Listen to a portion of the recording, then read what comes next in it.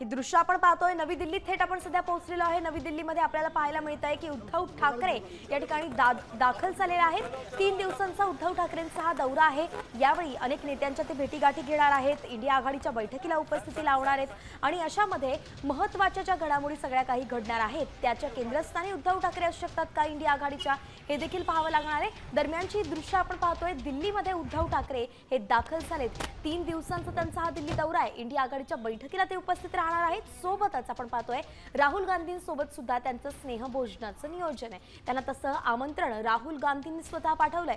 तर या दिल्ली दौऱ्याआधी त्यांनी फोनवरून राहुल गांधींशी चर्चा सुद्धा केली आहे। त्यामुळे सुद्धा आता नेमकं दिल्लीत कशा घडामोडी घडतायत हे पाहणं महत्त्वाचं असणार आहे। विरोधक कुठली नवी रणनीती आखतायत का आणि त्यामध्ये ठाकरे सेना आणि मनसे जी युती होणार असल्याचं आता राज्यभरात चर्चा केली जाते। त्या संदर्भात इंडिया आघाडीची काही विचार विनिमय होतोय का हे देखील पाहावं लागणार आहे। इंडिया आघाडी त्यासाठी सकारात्मक आहे का हे देखील कदाचित जाणून घेण्याचा उद्धव ठाकरे यांचा विचार असू शकतो आणि म्हणून इंडिया आघाडीच्या बैठकीला ते उपस्थित राहणार असल्याचं कळतंय।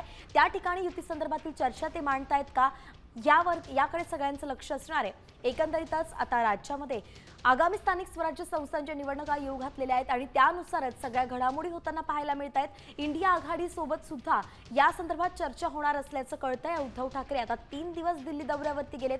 या 3 दिवसांमध्ये नेमकं ते कुणाकुणाची भेटी घेत आहेत, कुणासोबत बोलतायत, काय भूमिका जाहीर करतायत, त्यानंतर हे सगळं पाहणं महत्त्वाचं असणार आहे। एकीकडे उद्धव ठाकरे यांचा दिल्ली दौरा आहे तर दुसरीकडे अगदी एकनाथ शिंदे सुद्धा दिल्लीमध्येच आहेत। म्हणून राज्यात जरी महत्त्वाच्या घडामोडी घडत असल्या तरी त्याची सगळी सूत्र सध्या दिल्लीत सुरू असल्याचं कळतंय। दिल्लीत जी काही सूत्र हलतायत त्यानुसार राज्यावरती परिणाम होणार असल्याचं कळतंय आणि म्हणून हे दोन्ही जे महत्त्वाचे राज्याचे नेते दिल्ली दौऱ्यावरती गेलेत त्यातून काय निष्पन्न होणार आहे, नेमकं काय पुढे येणार आहे हे पाहावं लागणार आहे। एक सत्ताधारी गट आहे, एक विरोधक गट आहे आणि दोन्हींचे 2 महत्त्वाचे नेते हे थेट दिल्लीत पोहोचलेत। गिरीश कांबळे आपले प्रतिनिधी आपल्यासोबत जोडले गेलेत। गिरीश, 2 महत्त्वाचे राज्याचे नेते सध्या दिल्लीत आहे, नेमकं कशा घडामोडी या दोन्ही गटात घडतात? उद्धव ठाकरे हे थोड्या वेळापूर्वी दिल्लीत दाखल झालेले आहेत। त्यांचा 3 दिवसीय दिल्ली दौरा आहे। इंडिया आघाडीची लोकसभेनंतर बैठक झाली नाही, त्यामुळे इंडिया आघाडीच्या बैठका व्हायला पाहिजे असं मत व्यक्त केलं होतं। त्यानंतर राहुल गांधी यांनी उद्धव ठाकरे यांची फोनद्वारे संवाद साधला आणि बैठकीचं निमंत्रण दिलं। त्यानंतर उद्धव ठाकरे आज हे दिल्लीत आलेले आहेत। आज ते त्यांच्या खासदारांशी संवाद साधणार आहेत। त्यानंतर सायंकाळी शरद पवारांची देखील भेट घेणार असल्याचं माहिती मिळते। तर उद्या इंडिया आघाडीची बैठक होणार आहे। या बैठकीला उद्धव ठाकरे सहभागी होणार आहेत। त्यानंतर राहुल गांधी यांच्या निवासस्थानी स्नेहभोजनाचं आयोजन करण्यात आलं आहे। तर त्या स्नेहभोजनाला देखील उद्धव ठाकरे सहकुटुंब उपस्थित राहणार आहेत। सध्या ज्या घडामोडी घडतात, बिहारची निवडणूक असेल, याशिवाय संसदेचं अधिवेशन सुरू आहे, त्यामुळे विरोधक म्हणून आपण एकजूट असलं पाहिजे, एकजूट दाखवली पाहिजे आणि त्या अनुषंगाने आपल्या भेटीगाठी झाल्या पाहिजेत आणि त्यामुळे उद्याची बैठक आहे ती महत्वाची आहे।